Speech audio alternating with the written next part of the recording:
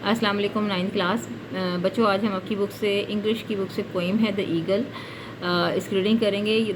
This poem is written by Alfred Lord Tennyson की ये poem है। इसकी रीडिंग करेंगे और इसको पैराफ्रेज करेंगे। बहुत ही शॉर्ट सी ये पोइम है और लेकिन बहुत मीनिंगफुल है। ये पोइम एक बर्ड के बारे में है, द ईगल।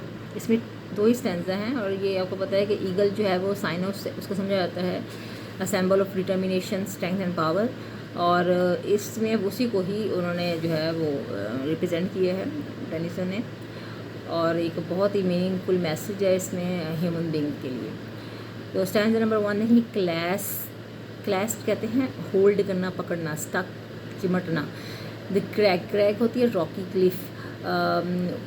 आपको पता है कि ये बर्ड जो है ईगल सबसे हाईएस्ट प्लेस पे जो है वो बैठता है। तो किसी ऊंचे पहाड़ की किसी चोटी के ऊपर जो है उसने उसको पकड़ा हुआ है, वहाँ बैठा है। पकड़ा किस तरह से है, विद क्रूक्ड हैंड्स, अपने क्रूक्ड मीन डिफॉर्म्ड, अपने भद्दे से जो है वो हाथों के साथ, मुड़े तुड़े हाथों के साथ जो है, पंजे मतलब जिससे उसने मजबूती के साथ जो है चोटी को पकड़ा हुआ है। Close to the sun in lonely lands, और इतना वो ऊंचाई पे है कि ऐसा लग रहा है कि सूरज के बिल्कुल करीब है और उसके इर्द गिर्द कोई और जो है वो नहीं है। स्पेस बिल्कुल जो है एम्प्टी है, खाली है। लॉन्ली वो एक बर्ड है जो वहाँ पे बैठा हुआ है अपने एरिया में।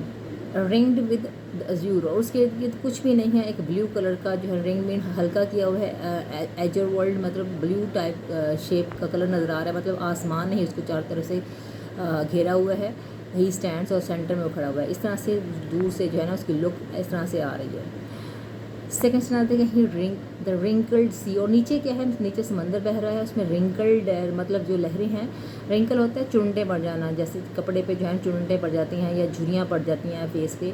तो रिंकल्ड मीन जो पानी है उस पर जो है वो लहरें प्रोड्यूस हो रही हैं, तो वो ऐसे दिखाई दे रही हैं जैसे कि किसी कपड़े पे जो है रिंकल्ड पड़े हुए हैं, झुर्रियाँ पड़ी हुई हैं। बीनीथ हिम, जो कि इसके नीचे बह रहा है, क्रॉल्स में ऐसा ऐसा बहना होता है पानी, जो समंदर का पानी है लहरों की शक्ल में बह रहा है, लेकिन वो नीचे से एक ऐसी इमेज लग रही है जैसे कि किसी कपड़े के ऊपर रिंकल पड़े हुए हैं और वो हल्के से जो है क्रॉल कर रहा है, घिसक रहा है, आगे की तरफ बह रहा है।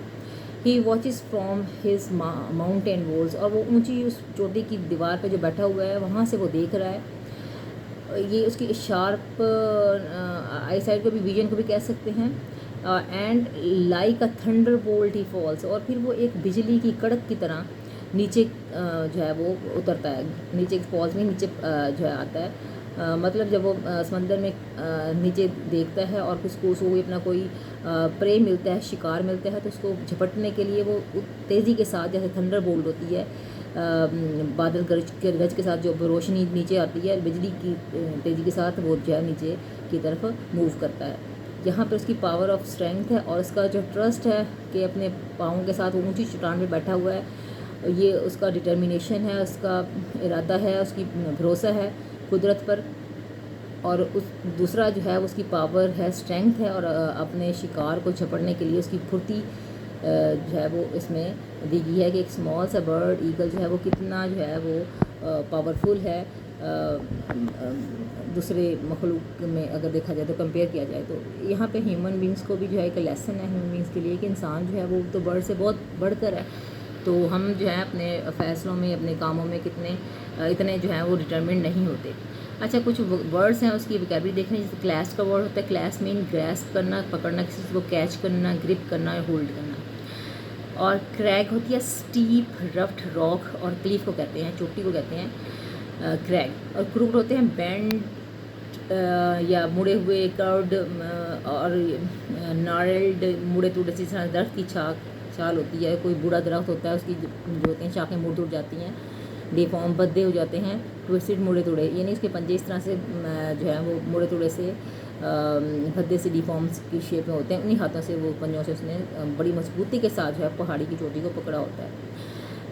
एजर होती है लाइट शेड ऑफ ब्लू मतलब नीले रंग की जो है रोशनी इर्द गिर्द नज़र आती है, जैसे रॉयल ब्लू होता है।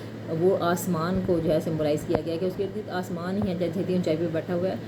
तो थंडर बोल्ट क्या होती है, discharge of lightning accompanied by thunder, यानी कि जब रोशनी बिजली जो है वो ज़मीन पे आती है जब कड़क होती है थंडर के साथ, कड़कती बिजली, यानी बारिश के वक्त या इस तरह के मौसम में जब आप देखते हैं थंडर के साथ जब है एक रोशनी की शुआ जो है तेज़ ज़मीन की तरफ आती है, उसी तेज़ी के साथ, उसी स्पीड के साथ, क्योंकि स्पीड ऑफ लाइट बहुत आपको पता है कि हाईएस्ट स्पीड होती है, तो उसी स्पीड के साथ जो है, उसी तेज़ी के साथ जो बर्ड नीचे की तरफ ईगल जो है वो इतनी ऊंचाई से ज़मीन की तरफ जो है मूव करता है।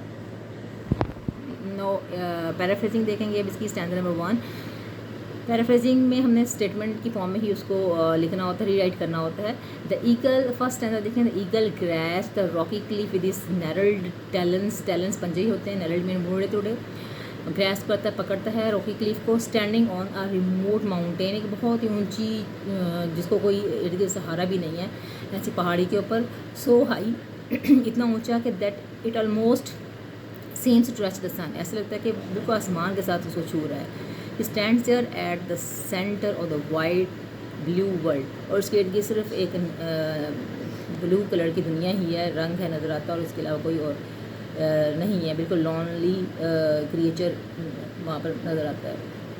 सेकंड स्टैंजा में है जो उसकी फिर मूवमेंट है, यानी एक पीस के बाद एक उसकी जो है जब वो फंक्शन में आता है तो किस तरह से फार बिलो हिम, उससे नीचे की तरफ बहुत नीचे, the waves of the ocean look like a wrinkle in cloth, पानी की जो लहरें होती हैं समंदर में वो ऐसा लगता है जैसे कि क्लॉथ के, एक नीले रंग का क्लॉथ है, उस पर रिंकल पड़े हुए हैं, झुर्रियाँ पड़ी हुई हैं, यानी लहरें इस तरह से नज़र आती हैं। कि observe the world from his fortress like mountains, वो ऊँची सी चोटी के ऊपर से जो है इसको ऑब्जर्व करता है, इसको मुशाहिदा करता है, ध्यान करता है, गौर करता है, एंड देन और फिर क्या कहता है, सूफ्स डाउन, वो तेज़ी के साथ नीचे आता है, एज फास्ट, इतना कि as a bolt of lightning, ऐसे कि रोशनी की धार जो होती है, शुआ होती है, कड़कती लाइट की तरह से ज़मीन की तरफ मूव करती है, उसकी तेज़ी के साथ वो नीचे की तरफ आता है। तो ये आज की पोइम है, इसकी रीडिंग कर लें, देख लें, पैराफ्रेजिंग इसकी तैयार कर लें। नेक्स्ट वीडियो में फिर इंशाल्लाह नेक्स्ट पोइम पढ़ेंगे, और इसके साथ आप लोग जो हैं अगर नेक्स्ट पोइम आगे रीडिंग करनी है, पढ़ना सीखना चाहते हैं तो चैनल को लाजमी सब्सक्राइब कर लें, ताकि जो है ना मोटिवेशन मिले और मैं भी आके जो है इस तरह की वीडियोस अपलोड करूँ। शुक्रिया।